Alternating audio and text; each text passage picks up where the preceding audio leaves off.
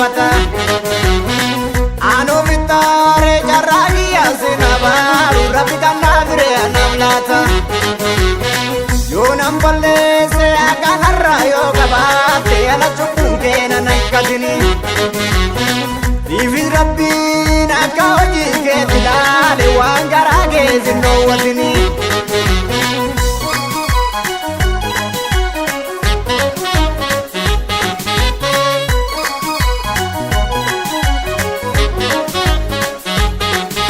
Wadaakiyya gattee nama biraa harka galtee An harkaa dhabnaa wayya qabeessa tirkattee Namuma fayyaa kana dawweedhaan rukuttee Wadaakiyya gattee nama biraa harka galtee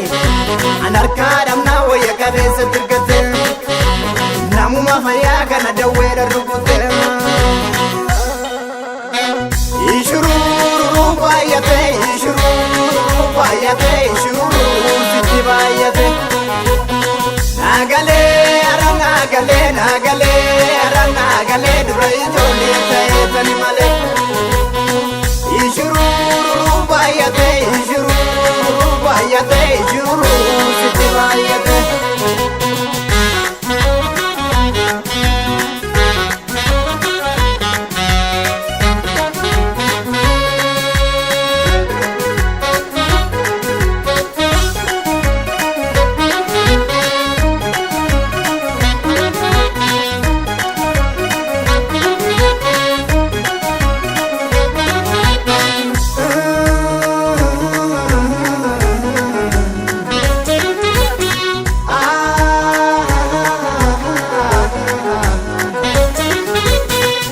Ifangate jarra barumsa kooti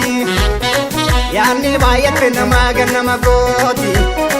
Eega waliin jiruu si jibbisiise Eega jaalala jibborra sitti addeesse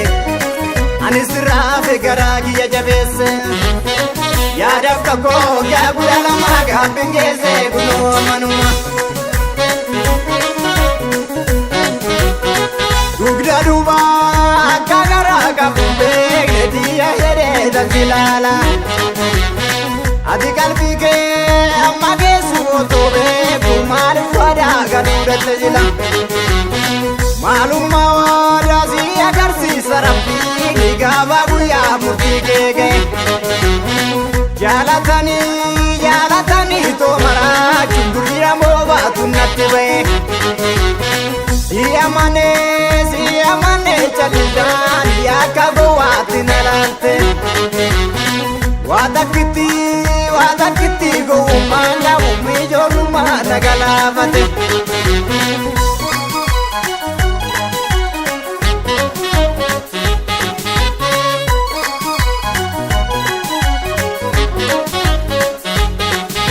Wadaakiyya gattee nama biraa harka galtee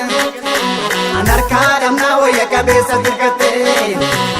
Namuma fayyaa kana dawweedhaan rukuttee Wadaakiyya gattee nama biraa harka galtee An harkaa dhabnaa wayya qabeessa